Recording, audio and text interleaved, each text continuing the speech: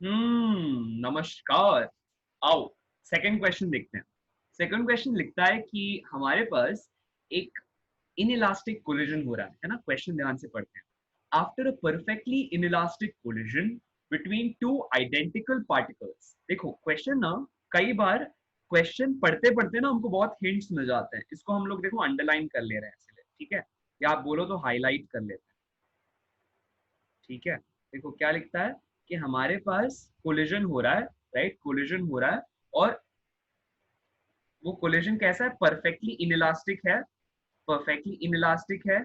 और identical particles है, मतलब दोनों का मास सेम है उन दोनों पार्टिकल्स का, ठीक है। तो आगे बढ़ते हैं। लिखता है कि they are moving with the same speed, है ना, उनका mass same, speed same, in the different direction, लेकिन डायरेक्शन अलग अलग है। The speed of the particles becomes half of the initial speed. टकराने के बाद उनकी स्पीड एक हो जाती है, ठीक है। कहा जा रहा है कि उनके बीच के वेलोसिटीज का एंगल कितना था before collision. The angle between the velocities of the particles before collision is, ये पूछा गया। बढ़िया, बहुत ही सही। अब हम क्या करेंगे, अब हम ऐसा करते हैं, डायग्राम बनाते हैं, ठीक है। ये एक पार्टिकल सपोज जा रहा था इस दिशा में, है ना। यहाँ पर सपोज ये हॉरिजॉन्टल है, ठीक है, ऐसा कुछ हॉरिजॉन्टल है। एक पार्टिकल जा रहा था कुछ इस तरह से, राइट, हॉरिजॉन्टल से थीटा एंगल बिलो, राइट। दूसरा पार्टिकल आइडेंटिकल है ना, आइडेंटिकल है। लेट्स से वो जा रहा था इस तरफ, हॉरिजॉन्टल से again at an angle theta, ठीक है। तो लेट्स से ओवर हियर कुछ इस तरह से एट एन एंगल थीटा। अब क्या होता है, अब दोनों का यहाँ कोलिजन हो जाता है। Let's say this is particle number 1, let's say this is particle number 2। दोनों यहाँ कोलाइड करते हैं, ठीक। ये हुआ हमारा पार्टिकल का, हमारे पार्टिकल्स का कोलिजन।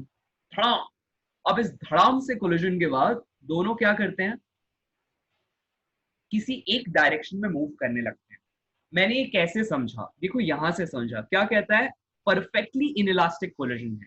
तो क्लास याद रखो, हमने क्या पढ़ा है कि जब भी पार्टिकल्स का परफेक्ट इनइलास्टिक कोलिजन होता है ना, परफेक्ट इनइलास्टिक कोलिजन होता है, तो वो पार्टिकल्स एक साथ चिपक जाते हैं, right. The particles stick together and move, stick and move together with the same velocity, है ना, move together with the same velocity. जब भी पार्टिकल का क्या होता है, इन इलास्टिक कोलिजन, ठीक है। तो यहां पर हो रहा है इन इलास्टिक कोलिजन, इसीलिए ऐसा हुआ। अच्छा देखो, लिखता है कि उनकी इनिशियल वेलोसिटी सेम है, राइट। मान लेते हैं उनकी इनिशियल वेलोसिटी है u, यहां भी ले लेते हैं u और यहां भी ले लेते हैं u। एक बार जब वो टकराए और एक साथ में चलने लगे, तो टोटल इस सिस्टम का मास हो गया 2m, और उनकी वेलोसिटी लिखता है हाफ हो गई, इसीलिए मैं ले लेता हूं सिस्टम की वेलोसिटी u/2। करेक्ट। अच्छा, अब हमें क्या निकालना है, द एंगल बिटवीन, दोबारा पढ़ो, दोबारा पढ़ो, देखो क्या लिखता है। हमें निकालना है the angle between velocities of the particles before collision is. यहां क्वेश्चन में देखो एंगल कितना है, दोनों की वेलोसिटीज के बीच का एंगल कितना है, देखो एंगल है 2 थीटा, हाँ या ना। तो हमें क्वेश्चन में जो निकाल के इन्हें देना है that is the value of 2 theta, ठीक है। ये था हमारा गिवन, और ये आ गया हमारा टू फाइंड, है ना। इसको हमको फाइंड करना है 2 थीटा। कैसे फाइंड करेंगे, याद करो, जब भी कभी हमें कोलिजन से जुड़ा हुआ क्वेश्चन आए, एक चीज हमेशा याद रखो कि मोमेंटम हमेशा कंजर्व होता है। कौन सा मोमेंटम, लीनियर मोमेंटम, है ना। Linear momentum is always conserve. Conserved शब्द का मतलब क्या है, कंजर्व्ड मतलब सेम रहना या कांस्टेंट रहना। टोटल लीनियर मोमेंटम कैसा होता है, कंजर्व्ड होता है। तो हम क्योंकि यहाँ पर दो डायरेक्शंस में, मतलब हमें डायरेक्शंस का कुछ पता नहीं है, तो हम दो डायरेक्शंस में मोमेंटम को कंजर्व कर सकते हैं, एक एक्स और दूसरा वाई। यहां हम काम करते हैं, सबसे पहले एक्स में कंजर्व करके देखते हैं, है ना। तो पी एक्स, यानी कि इनिशियली जितना एक्स डायरेक्शन में मोमेंटम था, उतना ही डायरेक्शन, उतना ही मोमेंटम होना चाहिए एक्स डायरेक्शन में फाइनली। तो मैंने लिखा P initial in the x direction and P final in the x direction. P से मेरा मतलब है मोमेंटम, ठीक है। तो अब देखो क्या हो जाएगा। शुरुआत में जो दो पार्टिकल्स चल रहे थे उनके लिए हम लोग वेलोसिटी का हॉरिजॉन्टल कंपोनेंट ले लेते हैं। देखो ये वाली वेलोसिटी नीचे की तरफ थी ऐसा, एक मिनट यहां से रबर लेकर थोड़ा सा इरेजर लेकर ये साफ कर दें स्क्रीन को, अब मजा आएगा यार लिखने में, है ना। देखो तो अब क्या हो रहा है, ऊपर वाला particle is going down right with velocity u। अब देखना ध्यान से, ये जो हॉरिजॉन्टल के साथ एंगल बना रहा है, दिस एंगल इज थीटा, तो इंटीरियर ऑल्टरनेट से दिस इज आल्सो थीटा। अब इस पार्टिकल के लिए, है ना, हॉरिजॉन्टल कंपोनेंट ऑफ वेलोसिटी ये कितना हो जाएगा, देखो this one of course will be u cos theta, correct. और vertical component will be downwards u sin theta. Clear है ना कॉन्सेप्ट, ठीक है। अच्छा अब नीचे वाले पार्टिकल को देखो, इसको देखो, ठीक है, ये ऊपर जा रहा है with velocity, again same velocity है दोनों की, देखो यहाँ लिखा है क्वेश्चन में, है ना, सेम वेलोसिटी है दोनों की। तो अब ये ऊपर जा रहा है ना, और यहाँ देखो हॉरिजॉन्टल के साथ इसने भी थीटा एंगल बनाया हुआ है। तो अब ये वाला एंगल इसीलिए कितना हो जाएगा, same as this one interior alternate. तो ये वाला हॉरिजॉन्टल कंपोनेंट ऑफ वेलोसिटी इसके लिए भी कैसा हो जाएगा भाई, बोलो बोलो भाई, इसका भी हो जाएगा horizontal component u cos theta, ठीक है। अच्छा वर्टिकल कंपोनेंट कितना हो जाएगा,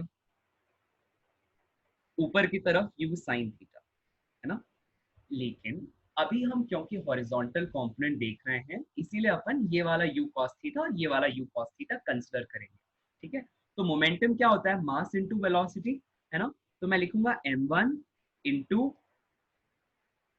u1x, मतलब पहले पार्टिकल का वेलोसिटी का x component, plus m2 into u2x, मतलब सेकेंड पार्टिकल के वेलोसिटी का सेकेंड कंपोनेंट इज u2x, है ना। और m इंटू यू हमें क्या दे रहा है, मोमेंटम दे रहा है। दोनों का total momentum is equal to total final momentum of the system which is 2m into, कितनी हो गई है वेलोसिटी दोनों की, देखो 2u तो नहीं हुई है, कितनी हो गई देखो u/2 हो गई है, हाँ या ना, कितनी हो गई भाई, u और u मिलके 2u हो गया या u/2 हो गया। अरे भाई देखो इधर क्वेश्चन में क्या लिखता है, the speed of the particle becomes half of the initial speed, है ना। तो क्योंकि हमने इनिशियल स्पीड u ली है इसीलिए जो फाइनल स्पीड है वो u/2 हो जाती है, ठीक है, by from the data given in the question.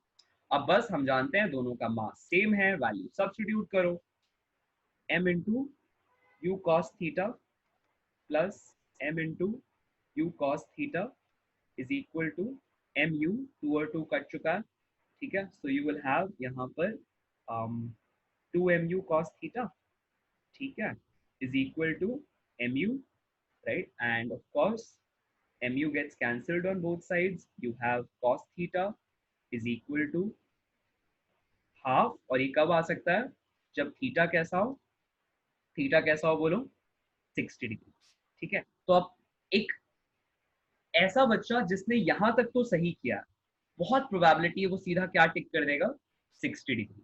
लेकिन क्या ये सही जवाब है, पूछो अपने आप से, बिल्कुल नहीं।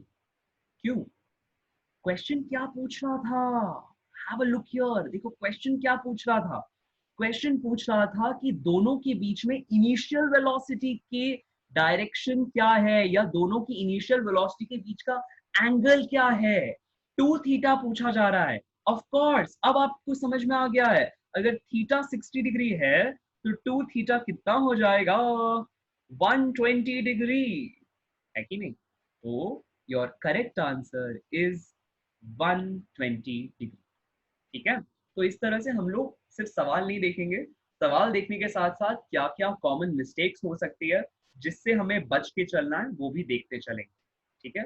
I hope the question is clear आप सभी को, कि हमने क्या किया, मोमेंटम कंजर्व किया एक्स डायरेक्शन में और थीटा निकाला और उससे 2 थीटा निकाला which is the final answer, ठीक है।